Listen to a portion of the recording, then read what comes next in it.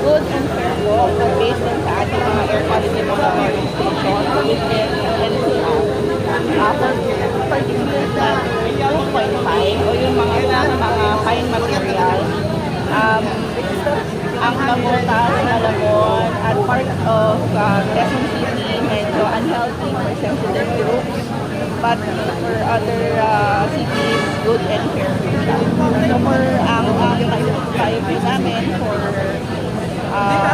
mention na unhealthy for sensitive groups ay magsuot po ng face mask kung lalabas po ng bahay. Kung hindi naman po lalabas ng bahay, ay kung hindi naman po importante yung pupuntahan ng tingala po sa bahay. Ano kaya yung pinaka-main cause itong ating unhealthy air quality? Kasama ba dyan yung Nabotas incident? Ang air quality index natin, minimeasure yung air quality ng NCR. So, may mga contributing factors yan. Industries, mobile sources, yung ating mga sasakyan, transportation, so pag may mga usok na yan. At yun nga, contributing factor din kasi pag nakita ninyo, ang Malabon at Nabotas medyo naging unhealthy for sensitive groups, yun yung naging contributing factor yung sunog sa Nabotas sanitary. Ma'am, for the public na, para may sabihin nila, anong kaibahan ng PM2.5 sa PM10? Okay, ang PM10 matter 10 ay yung hindi siya coarse materials, medyo malalaki siya. Yung PM2.5, yun yung fine material. So yun yung mas pagka medyo mataas yun yung kailangan. So sa PM10 lang, kapag nakamask ka, hindi siya papasok. Pareho po. Pareho. Safe naman. Kahit anong type of mask. And mas much better if N95.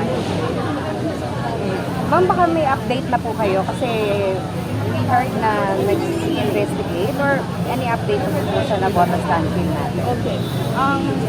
Nung nagkaroon po ng fire incident sa Nabotas sanitary landfill, for EME-NCR, conducting the investigation. So that's, ang mga ginawa po namin, nag-check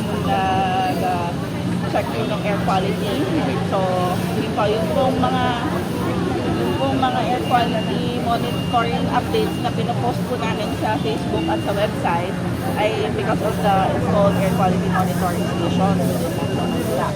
Meron din po kami nilagay na equipment, nag-install po kami sa may Nabotas para po ma-check din. So yun po ay hindi po siya real time, but kinukuha po namin ng data then pinaprocess and then if available na pinopost din po namin sa Facebook and social media. So that's number one, monitoring air quality. Number two, we're going through an investigation, ongoing investigation, anong nangyari, sino yung anong po pwedeng kung if there are violations at kung ano yung po pwedeng namin gawin, all the legal remedies that NCR will do to prevent this again from happening. Pero ma'am, yung based sa initial assessment ninyo, kumusta po? Okay.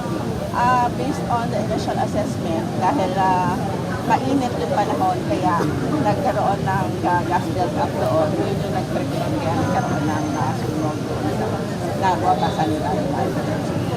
Ma'am, baka may data kayo? Ilan na ang ating idle or non-operational na sanitary landfill sa Metro Manila? And sino po yung nagmamanage na itong mga to kahit na hindi na siya operational? Binabantayan pa rin. Dalawa yung non-operational sanitary landfill, yung nasa Payatas at yung nasa Nabotas. Pareho na siyang hindi operational. So, ang minomonitor po ng EME-NCR ay yung po implementation ng safe closure ng ating mga sanitary landfill. Sa case po ng Nabotas, ma'am, ako last na lang. Sa case po ng Nabotas, yung safe closure, nagawa po ba yun? Ayun nga, hindi po naituloy ang safe closure na initially ibinigay po ng operator po nila. Bakit, ma'am? Nag-withdraw po sila doon sa tatanggapin po nila na safe closure and abandonment. So ma'am, doon pa lang meron ng violation, tama ba? Yun po yung tinitingnan po namin. Magpapatawag po namin sila for a technical conference. This week, hopefully this week po, ma-receive na po nila yung notice. And then, together, working out din po with the LGU, the City Government of Navotas, para rin po ma-ensure na ma-prevent po yung pangyayari.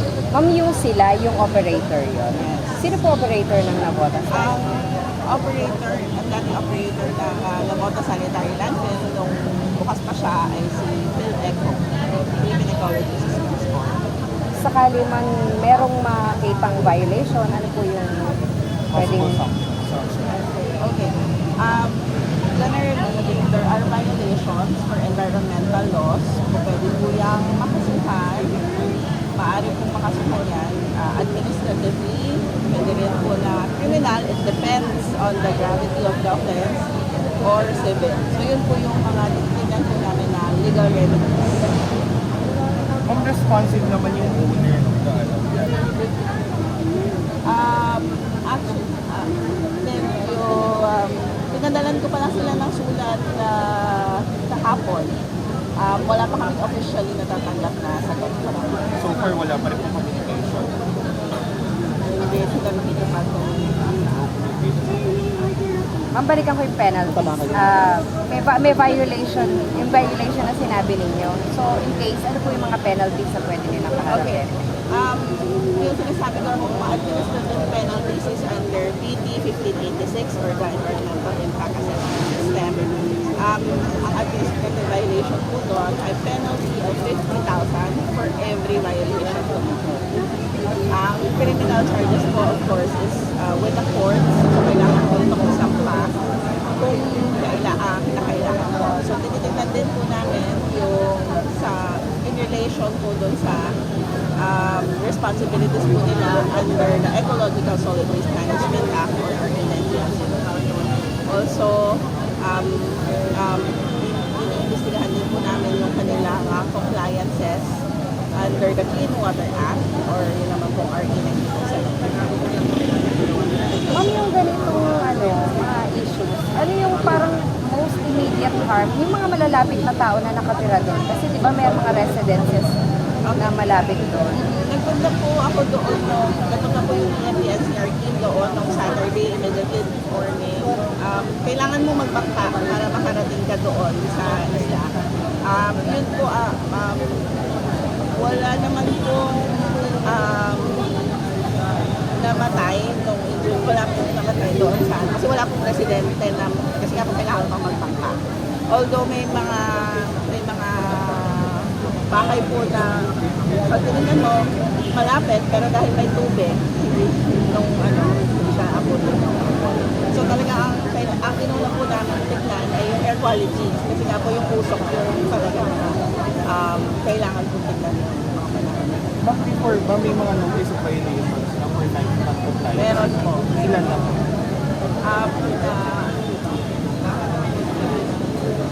I think not less than Mga anong year po nag-issue one notice of violation? kasi ako sa NCR noong na-issue siya. Ask ko lang po, ano po yung mga possible na actions para ma-prevent na mangyari ulit yung ganitong incident?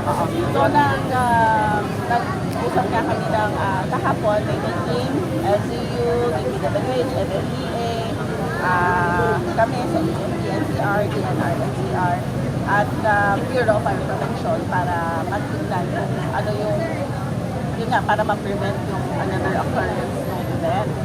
So, ang immediate po is yung soil cover at kailangan matapunan ng lupa at tubig yung mga yung doon po sa San Cabota Sanitary Landfill para hindi na po siya mag-occur. Plus, lagyan din po ng mga gas ventilation yung mga sa ilalim po para hindi po nag-build up yung methane sa ilalim na nag-cause din po siya ng fire. Maaari mag-cause din. And last na lang po, do you have any estimates on from kung kailan magsasubside yung dumi or yung air quality, kailan siya mas babalik sa good to fair conditions. Okay. Yun po, hindi masyadong affected yung unhealthy pero after a day na wala na. So, ang PM10 po, kasi yan yung PM10 good and fair na siya, wala siyang unhealthy percentage. Yung PM2.5, gaya na sinabi ko kanina, may contributing factor sa mga sasakyan at yung mga industry. So, pag kinonitor mo yan, pag tinignan mo yung air quality, minsan kahit wala na botas, medyo lumalabas na unhealthy rin siya. So, yun yung kailangan natin maintindihan na dapat talaga mas maganda na tingnan natin yung kalidad ng hangin kung anong mga pwede gawin. And then, I think, in one or 2 days, yung mga, because of the incident, back to usual. Thank you po. Ma'am,